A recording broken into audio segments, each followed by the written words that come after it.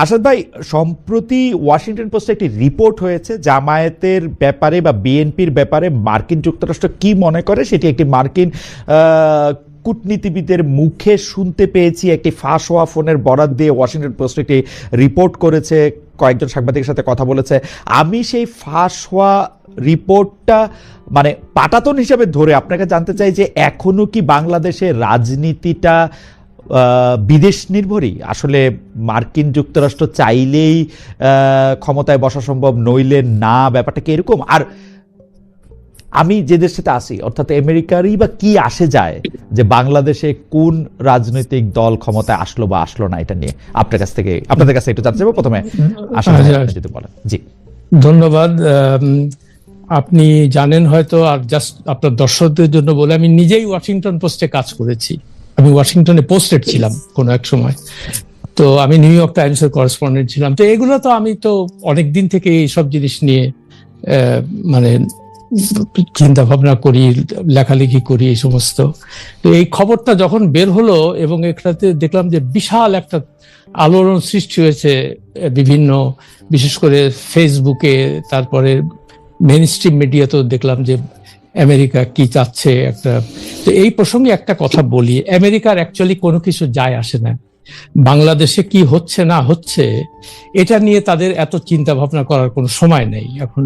তারা যেটা জানেন, এখন ইউক্রেন, তারপরে ইসরায়েল, গাজা, এখন গ্রিনল্যান্ড, এই সমস্ত। খালি ছোট্ট একটা কথা বলি, আমার কলিগ ছিল, আমার ফার্স্ট বস ছিল স্টিভ ওয়াইজম্যান। উনি নিউ ইয়র্ক টাইমসের লাস্ট চাকরি ছিল চিফ ডিপ্লোম্যাটিক করেসপন্ডেন্ট। তো একদিন আমরা ওয়াশিংটন লাঞ্চ খেতে যাচ্ছিলাম একসাথে, ও তার ওয়াশিংটন ব্যুরোতে ছিল, আমি ওয়াশিংটন পোস্ট থেকে তার সাথে হাঁটতে হাঁটতে যাচ্ছিলাম।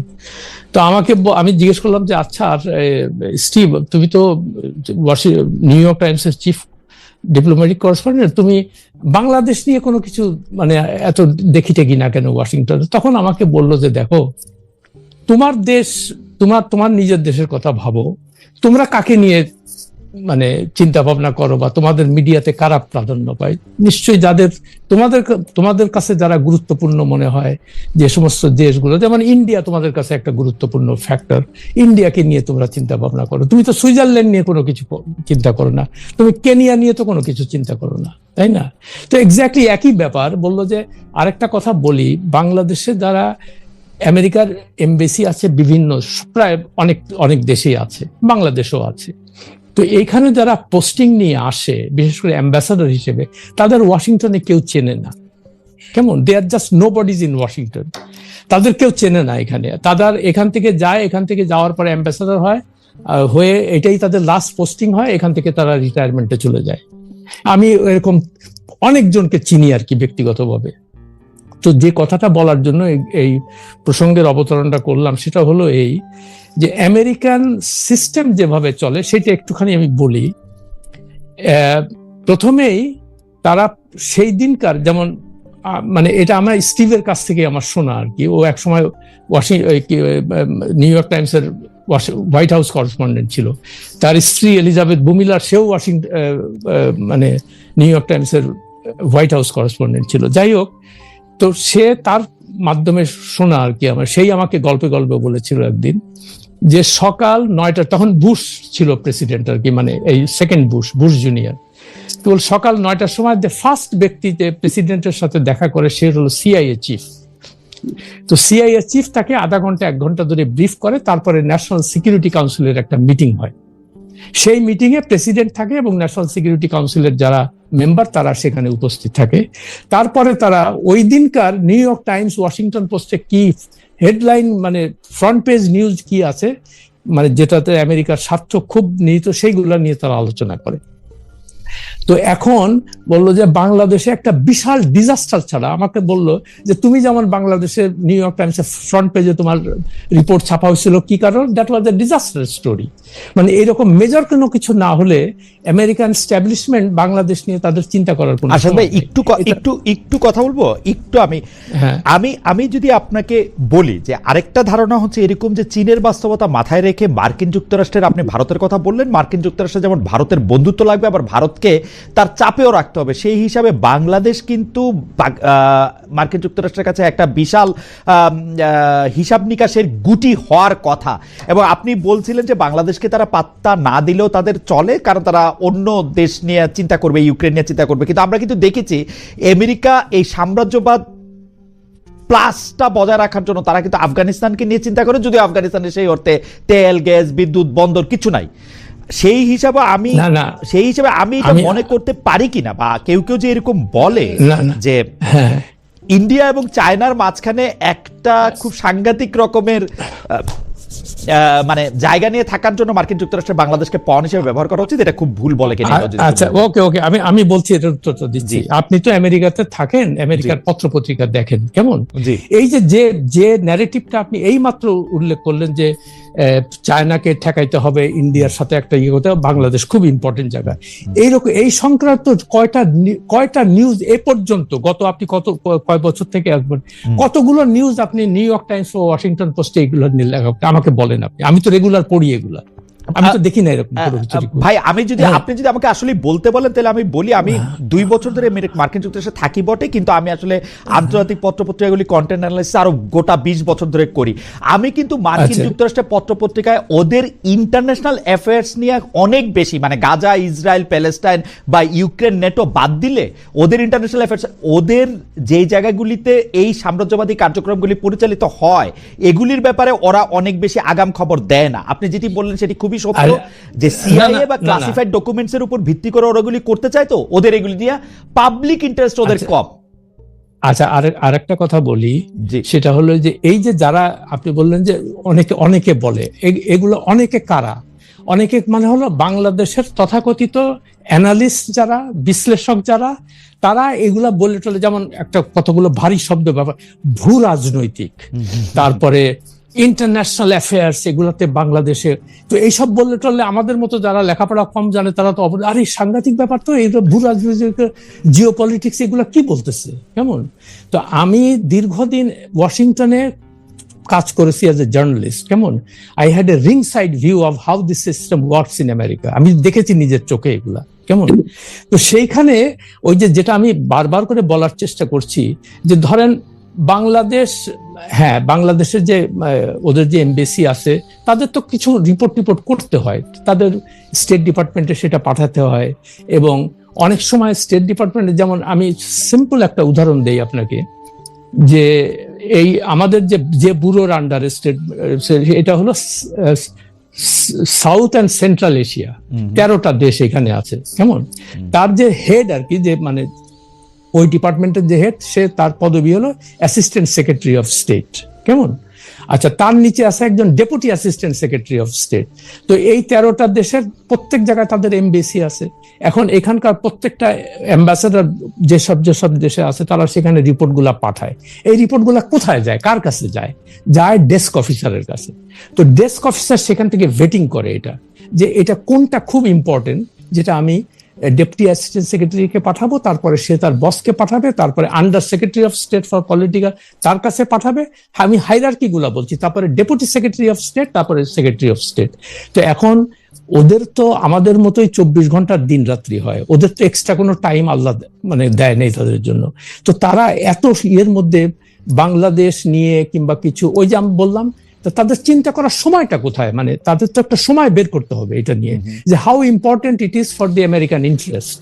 তো এইগুলা যারা এই কথাটা বলে যে ওটা মানে আমেরিকার ঘুম নাই, যে চায়না ইন্ডিয়ার সঙ্গে একটা ইয়ে করে আমেরিকা ওখানে কিভাবে ঢুকবে, এইটা বলে টলে আপনি একটা ইন্টারন্যাশনাল অ্যাফেয়ার্স এর একজন প্রফেসরকে নিয়ে আসবেন, সে বলবে যে সাংঘাতিক ব্যাপার। আসলে কোনো কিছুই ব্যাপার না, কোনো কিছু ব্যাপার না। I can tell you for sure. হ্যাঁ, আনলেস, আরেকটা কথা বললেন যে খালেদ যে ইয়েতে গেছিল কেন, কি বলে, আফগানিস্তানে কেন গেছিল? আমি জানি না এই রিপোর্টটা আপনার চোখে পড়েছে কিনা, আফগানিস্তানে বিশাল পেয়েছে, মানে সন্ধান পেয়েছে আমেরিকান জিওলজিক্যাল যে সার্ভে আছে, তারা ওখানে অনেক খনিজ সম্পদ পেয়েছে, এবং আমি এটার উপরে একটা রিপোর্টও করেছি। ওকে, আসাদ ভাই, আমি আপনাকে একটু এই জায়গায় আপনার কাছে একটু সময় চেয়ে নিই। আফগানিস্তানের ক্ষেত্রে আপনি যতটা স্ট্র্যাটেজি তার চেয়ে বেশি অর্থনৈতিক লাভের কথা বলতেছেন। সেই রিপোর্টটা আমি দেখেছি, আসলে নানা রকম খনিজ সম্পদ এবং নানা রকম মানে যেটাকে বলে হচ্ছে মানে মার্কিন যুক্তরাষ্ট্রের স্টক তো আসলে যেইটা শিওরের থেকে যেটার মধ্যে আসলে সম্ভাবনা আছে সেইটাতে আরো বেশি ওরা ভালোবাসে, সেজন্য সম্ভাবনার জায়গা থেকে আফগানিস্তান অনেক সম্ভাবনাময়, সেটা আসলে আর বাংলাদেশ যদি তেল পাইতো, অনেক গ্যাস থাকতো, তাহলে আমেরিকা কিন্তু অন্য স্ট্র্যাটেজির দিকে একটা কিছু বলাটা আমাদের আশরাফ কায়সার ভাইয়ের কাছে যায়। আশরাফ কায়সার ভাই, আপনার কাছে কি মনে হয় মার্কিন যুক্তরাষ্ট্রের আসলে এই অঞ্চল নিয়ে খুব উৎসাহের কাছে আছে কিনা? আমি শুধু ছোট একটু 2 পয়সা দিয়ে রাখি, আমরা কিন্তু দেখেছি যে 2006 সালে শান্তিতে নোবেল পুরস্কার পেয়েছেন ডক্টর মোহাম্মদ ইউনূস, তারপরে আরো 20 বছর পেরেছে। আমি র্যান্ডম আমার দেশি বিদেশি বন্ধুদের কাছে নোবেল শান্তি পুরস্কার পেয়েছেন এরকম 3 জনের নাম বলেছি, তারা আসলে বলতে পারে না, কারণ তারা অং সান সুচিকে চেনে না। মালালাকে কোনোবার কেউ বলতে পেরেছেন, কেউ বলতে পারেননি। মানে নোবেল শান্তি পুরস্কার এত গুরুত্বপূর্ণ ব্যাপারও না, কিন্তু আমরা দেখেছি ডক্টর মোহাম্মদ ইউনূসের চাকরি থাকবে না সেইটা নিয়েও আমরা হিলারি ক্লিন্টন শেখ হাসিনাকে ফোন করেছেন, সেটাও দেখেছি। অর্থাৎ কিছু গুরুত্ব হয়তো আছেও বা থাকতেও পারে। আশরাফ কায়সার ভাই, আপনার কাছ থেকে আমরা একটু শুনতে চাই। প্রথমে বলি যে ওইটা কি নোবেল শান্তি পুরস্কার বিজয়ী একজনের জন্য নাকি তার ব্যক্তিগত পরিচয় এবং যোগাযোগের জন্য, এটির একটা পার্থক্য আছে। কেননা আমরা ডক্টর ইউনূসকে শুনেছি ক্লিন্টন পরিবারের সাথে ঘনিষ্ঠ, হিলারি বা ক্লিন্টনের সাথে অনেক যোগাযোগ ছিল। একইভাবে ডেমোক্রেট পার্টির সাথে বেশি, রিপাবলিকানদের সাথে কম। তবে আমি একটু জিনিস বলি যে একটা তো হচ্ছে রুটিন ওয়ার্ক। ধরেন আপনি পৃথিবীর যে কোনো দেশে আপনার অ্যাম্বাসেডর কিংবা হাই কমিশনার থাকবে, সেই দেশের রাজনৈতিক পটভূমি পরিবর্তন, অর্থনৈতিক অবস্থা এবং তার কৌশলগত অবস্থান, এগুলো নিয়ে আপনি কাজ করবেন। এটা কিন্তু একটি রুটিন ওয়ার্ক। আমরা গত কয়েক সপ্তাহে ঢাকাতে দূতদেরকে যেভাবে বিএনপির চেয়ারম্যানের কার্যালয় কিংবা জামাত ইসলামী আমিরের কার্যালয়ে যেতে দেখেছি, এবং যেভাবে পত্রপত্রিকায় সেগুলো ফলো করে প্রচার হয়েছে, তাতে এরকম একটি ধারণা হয়েছে যে তারা রুটিন ওয়ার্ক তো করছেনই, তারা কি কোনোভাবে প্রভাবিত করার চেষ্টা করছেন কিনা, অথবা তারা আমাদের রাজনীতিতে এখনো খুব প্রভাবকের ভূমিকায় আছেন কিনা। আমার ধারণা খুব বেশি প্রভাবকের ভূমিকায় তারা নাই, কিন্তু তারা যেটি ফিল করছেন, the fear of missing out, যে আমি কি কোনো কিছু খেয়াল করলাম না, কোনো পরিবর্তন ঘটে গেল, নতুন স্টেক হোল্ডার বাজারে চলে এসছে, আগে যাদের সাথে সম্পর্ক ছিল তারা তো দেশ ছাড়া হয়ে গেছেন, ফলে তারা একটা রিকোর্স করার চেষ্টা করছেন গত কয়েক মাসে, আমার সেরকম মনে হয়েছে। আর দ্বিতীয় হচ্ছে তারা প্রেডিক্ট করার চেষ্টা করছেন অথবা বোঝার চেষ্টা করছেন যে বাংলাদেশের ক্ষমতা কেন্দ্রের বা ভর কেন্দ্রটি আগামী সময়ে কোথায় গিয়ে দাঁড়াবে। যেমন আপনি ধরুন একটি দক্ষিণপন্থী বা উগ্রপন্থী বা ডানপন্থী দল বলে দেশের ভেতরে যে আলোচনা, হয়তো মার্কিন যুক্তরাষ্ট্রের ভিন্ন ধারণা রয়েছে। মডারেট ইসলাম বলে আমরা একটি কথা শুনি, যে মার্কিন যুক্তরাষ্ট্র মনে করে যে এটি উগ্রবাদী ইসলামকে কাউন্টার করার জন্য যথেষ্ট বা ভালো কৌশল। একইভাবে তারা ধরেন 17 বছর পরে নির্বাচন হচ্ছে, বা 3টে নির্বাচন প্রশ্নবিদ্ধ ছিল, কাজেই নতুন নির্বাচনে কারা বিজয়ী হয়ে আসতে পারেন, তাদের হাত দিয়ে বাংলাদেশের পলিসিগুলো কিভাবে তৈরি হবে, এটি বোঝা কিন্তু তাদের একটি রুটিন ওয়ার্কের মধ্যেই পড়ে। আর একটা হচ্ছে যে নতুন যে তরুণরা বাজারে এসেছেন। আশরাফ কায়সার ভাই, আপনি যদি যে পয়েন্টটা আসলে আশরাফ ভাই তুললেন, ওইটাও যদি আপনি একটু অ্যাড্রেস করতেন, নিশ্চয়ই করবেন, তাও আমি একটু আপনাকে মনে করাই দিয়ে রাখি, মার্কিন যুক্তরাষ্ট্রের লাভটা কি? আফগানিস্তানের ক্ষেত্রে না এলে খনিজ সম্পদ বা অন্যান্য অর্থনৈতিক, মানে বাংলাদেশে যে ধরনের সরকারে আসুক, আমি 2টা দিক থেকে এটা প্রশ্ন করি। বাংলাদেশে কি জামায়াতে ইসলামী কখনো বলছে যে ওরা সরকারে আসলে মার্কিন যুক্তরাষ্ট্রের সাথে তারা সম্পর্ক নষ্ট করবে বা সম্পর্ক করবে না, ওই গার্মেন্টস ফ্যাক্টরিতে তারা মেয়েদের কাজ করতে দিবে না? তো জীবনে বলে নাই। বিএনপি কি বলছে? না, আওয়ামী লীগ বলতো। তো ওদের তো যেই থাকুক, মানে ওদের তো অসুবিধা নাই, এবং ওরা কেয়ার ক্যান করবে। মানে আমি আসাদ ভাইয়ের ওই পয়েন্টটা যদি আপনি একটু দেখেন। আচ্ছা, আমি বলি প্রথম কথা যে বাংলাদেশের যেই সরকারই আসুক, আমার ধারণা অতীতেও যায়নি, আগামীতেও যাবে না, মার্কিন যুক্তরাষ্ট্রের বিরোধী কোনো অবস্থানে যাবে, সেটি কিন্তু তাদের হেডেক না। তাদের হেডেক হতে পারে এমন যে তাদের পলিসিতে মার্কিন যুক্তরাষ্ট্রের পক্ষের পলিসি, কারণ মার্কিন যুক্তরাষ্ট্রকে ইদানিং যেভাবে সরাসরি কথা বলতে দেখছি ট্যারিফ নিয়ে, অর্থনৈতিক লেনদেন নিয়ে, বাণিজ্য বৈষম্য কি করে কমিয়ে আনা যায়। আপনি খালেদ খেয়াল করবেন যে সয়াবিন তেল অথবা সয়াবিন এবং আমাদের যে ভুট্টা, সেটি আমদানি করে বাংলাদেশে মার্কিন যুক্তরাষ্ট্র ব্যবসায়ীদেরকে 5 জন বা 6 জন শীর্ষস্থানীয় ব্যবসায়ীকে খুবই গুরুত্বের সাথে নিচ্ছে। অথবা আপনি ভাসমান তেলের যদি কন্টেনারের ব্যবসাটা দেখেন, কাজেই LNG মার্কিন যুক্তরাষ্ট্র এলএনজি, মার্কিন যুক্তরাষ্ট্র এখানে খুব ভালো মাপের একটি অর্থনৈতিক লেনদেনের জায়গা খুঁজে পেয়েছে। আচ্ছা, দ্বিতীয় হচ্ছে আমি কিন্তু দ্বিমত করি এই অর্থে যে ভারত এবং চায়নার সাথে মার্কিন যুক্তরাষ্ট্র, বিশেষ করে চায়নার সাথে মার্কিন যুক্তরাষ্ট্রের যে একটি নাজুক সম্পর্ক আছে, সেই জায়গাটিতে বাংলাদেশের মতো একটি দেশ কিংবা ভারত কোন জায়গায় দাঁড়ালো সেটি আমার ধারণা তাদের কিছুটা কৌশলগতভাবে গুরুত্বপূর্ণ। ধরুন আপনি আমাদের যে রাষ্ট্রদূত জয়েন করেছেন, তিনি প্রথমেই বললেন যে বাংলাদেশকে উনি বোঝানোর চেষ্টা করবেন যে চীনের সাথে অতি ঘনিষ্ঠতা বাংলাদেশের জন্য কতটা খারাপ কিংবা ভালো হতে পারে। এই যে ব্যাপারগুলো তারা সরাসরি অ্যাড্রেস করছেন। আরেকটা জিনিস আপনি খেয়াল করেছেন কিনা, চায়না কিন্তু অতীতে কখনো আমাদের অবকাঠামোর বাইরে উন্নয়নের অংশীদার হিসাবে রোল প্লে করা ছাড়া গণতান্ত্রিক রূপান্তরে কোনো কথা বলতো না। ইদানিং কিন্তু তারা গণতান্ত্রিক রূপান্তর নিয়ে কথা বলে, তারা নির্বাচিত সরকার কিংবা অন্তর্বর্তী সরকারের সাথে কিভাবে কাজ করবে কথা বলে, এবং আপনি খেয়াল করবেন যে তিস্তা ব্যারেজের মতো বা তিস্তা প্রকল্প নিয়ে তারা প্রোঅ্যাক্টিভলি কথা বলছে। সেক্ষেত্রে আমার মনে হচ্ছে যে বাংলাদেশের একটা গুরুত্ব বাড়ছে। আমি বলবো না তাতে করে আমেরিকা বা পশ্চিমা বিশ্বের ঘুম হচ্ছে না। আসলে এইটা যদি ওই সাইড থেকে একটু বলেন, আমরা যদি ধইরা নেই যে আসলে মার্কিন যুক্তরাষ্ট্রের মানে আমি মার্কিন যুক্তরাষ্ট্রের অবস্থানটা যেটা বুঝি, প্রথমে আমি যেটা বুঝি যে ওরা দুই পক্ষের সাথেই কথা বলে, জামাতের এখানে যদি পক্ষ জামাত বিএনপি দুইটাই হয়, দুইটার সঙ্গে সমানে কথা বলতেছে। কিন্তু আমাদের রাজনীতিবিদরা মার্কিন যুক্তরাষ্ট্রের কে এত বেশি গুরুত্ব কেন দিচ্ছেন? আমরা ভারতীয় আধিপত্যবাদের বিরুদ্ধে কথা বলছি, কিন্তু সেভাবে সরব হতে দেখছি না। কিন্তু আমরা মার্কিন আধিপত্যবাদের যদি থাকে সেইটার এগেনস্টে রাজনীতিবিদরা কিন্তু কিছু বলেন না। মানে আসাদ ভাই ঠিকই বলছেন, আমরা কয়েকজন বিশ্লেষক, কয়েকজন টকশের লোকজন এগুলি নিয়ে কথাবার্তা বলি, তারা কিন্তু মার্কিন যুক্তরাষ্ট্রের সাথে সম্পর্কটা এরকম খারাপ করতে চান না, বা তারা ভালোই চান। যতবার আন্ডার সেক্রেটারি লেভেলের লোক বা ডেপুটি আন্ডার সেক্রেটারি লেভেলের লোক আসুক, তারা খুবই মানে উদ্বেলিত হয়ে তাদের সঙ্গে সাক্ষাৎ করেন, কথা বলেন, এবং তাদের সাথে কথা কি হয়েছে সেটা আবার গোপনও রাখেন। এইটা কিরকম মানে মানে রাজনৈতিকভাবে সেটা কি মানে সেটা কিরকম? দেখুন, বিএনপির কন্টেক্সট থেকেও দেখুন, দেশে যখন রাজনৈতিক প্রতিষ্ঠানগুলো শক্ত ভিত্তির উপরে না দাঁড়ায়, ক্ষমতার পালাবদল যখন নিয়মতান্ত্রিক পথে না হয়, তখন কিন্তু এই প্রবণতাগুলো রাজনীতিতে থাকে যে বহির্শক্তি, সেটি মার্কিন যুক্তরাষ্ট্র হোক, ভারত হোক, কিংবা ভারত পাল্টা বলে থাকে আইএসআই বাংলাদেশে গুরুত্বপূর্ণ ভূমিকায় আছে।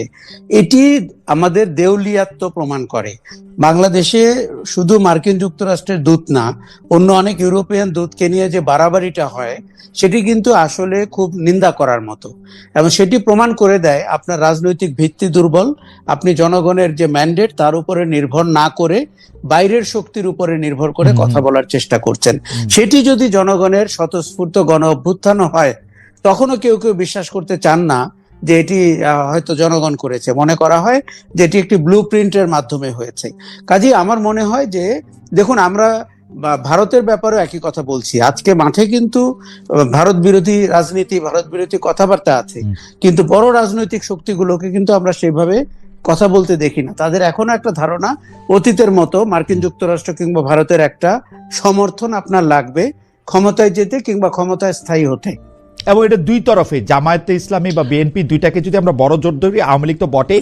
আমি একটু আসাদ ভাইয়ের কাছে আসবো। আসাদ ভাই, আপনার কাছে যেহেতু আমরা পলিটিক্সের ইনার ফ্যাক্টরগুলি নিয়ে কথা বলতেছি, সেই ক্ষেত্রে আমি আপনার কাছে প্রশ্নটা ক্যান্টনমেন্ট নিয়ে। ক্যান্টনমেন্ট আসলে কি ফ্যাক্টর এই ইলেকশনে রাখতে পারে বলে আপনি মনে করেন? এখনকার পর্যন্ত বিশ্লেষণে সেনাপ্রধান বা তার সেনাবাহিনীকে কিরকম মনে হচ্ছে? আর যে বিষয় নিয়ে আলোচনা হইল, জনগণকে উপর আস্থা না রেখে ভারত, মার্কিন যুক্তরাষ্ট্র এর উপরে পার্টি আস্থা রাখে কিনা। আমাদের মনে আছে যে সাবেক প্রধানমন্ত্রী শেখ হাসিনা প্রায়ই বলতেন তাকে নাকি 2001 সালে ক্ষমতায় আসতে দেওয়া হয় নাই, কারণ হচ্ছে যে তিনি মার্কিন যুক্তরাষ্ট্রের কি জানি কি দিতে রাজি হন নাই। আমরা এই প্রশ্নটাকে বারবার করতে চেয়েছি যে তারপরে কি দিতে রাজি হয়ে 2008-এ আসলেন, মানে ওইটার জবাব আর উনি দেন নাই। আচ্ছা, আমি আশরাফ কায়সারের বক্তব্যের সূত্র ধরে একটা কথা বলি, যে একটু আগে বললেন না যে বিদেশিরা এখানে খুব লাফঝাপ করছে, এটা সেটা। তো এইটা তো আমরাই এটা তাদের সুযোগ দিয়েছি। আপনি একটা জিনিস কল্পনা করে দেখেন, এই প্রসঙ্গে একটা কথা বলি, যে তাদের এত গুরুত্ব দেওয়ার তো কোনো কারণ নাই। আর এইখানে আসলে তারা হঠাৎ মানে যে কোনো লোকের সঙ্গে দেখা করতে যায় তারা ধন্য হয়ে যায়। চিফ ইলেকশন কমিশনার কত ব্যস্ত একজন মানুষ, দেখেন প্রতিদিন একজনের সাথে দেখা করে, সে কাজ করে কোন সময়, আমি তো এই জিনিসটা বুঝতে পারছি না যে তার তো সময় কোথায় এত, এদের সাথে আমি দেখা করব কেন? আপনি এই জিনিসগুলো চিন্তা করেন।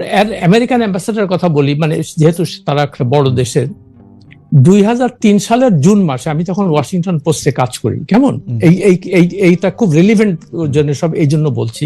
আমি একটা ইমেল পেলাম একদিন, তো ইমেলটা আসছে যে my name is dear sir লিখছে, my name is Harry Thomas, I have just been confirmed by the United States Senate to become the next ambassador of Bangladesh to Bangladesh, কেমন? So I have been strongly recommended by a friend to meet you before I head to Dhaka. So would you have some time, sir, so that we can discuss something? তো আমি চিন্তা করলাম নতুন ambassador হয়ে যাচ্ছে, আচ্ছা ঠিক আছে। তো আমাকে সে লাঞ্চে নিয়ে গেল দুপুরবেলায়, তো দিয়ে বলতেছে, নানান কথাবার্তা বলতেছে যে দেখো আমার তো যে মিনিমাম 2 মাসের আগে তো আর আমি ক্রেডেনশিয়াল প্রেজেন্ট করতে পারবো না ওখানে, কেমন নর্মাল যেটা স্ট্যান্ডার্ড। তো আমি তারে বললাম যে হ্যারি তুমি চিন্তা